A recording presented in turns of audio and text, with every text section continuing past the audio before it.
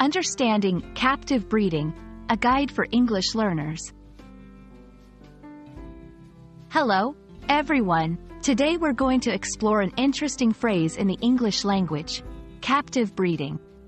This term is often used in contexts related to wildlife conservation and biology.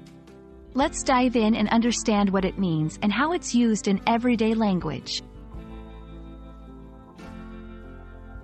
Captive breeding is a compound phrase, consisting of two words, captive and breeding. Captive refers to being held in a controlled environment, like a zoo or a wildlife sanctuary, as opposed to living in the wild. Breeding means the process of producing offspring, or babies, by mating. So, when put together, captive breeding refers to the process of encouraging animals to reproduce in a controlled or restricted environment. Captive breeding has several important goals. 1. Conservation. It's often used to protect endangered species from extinction. 2. Research. Scientists can study animals more closely in captivity. 3. Education.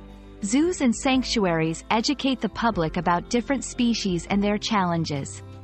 Understanding these goals helps us see why captive breeding is a crucial topic in discussions about wildlife and the environment. Let's look at some sentences that use captive breeding. The zoo's captive breeding program has successfully increased the population of endangered tigers. Conservationists argue that captive breeding is essential for preserving biodiversity. These examples show how the term is commonly used in discussions related to animal conservation. For English learners, it's helpful to know synonyms or related terms. For captive breeding, these include conservation breeding, ex situ conservation, a more technical term.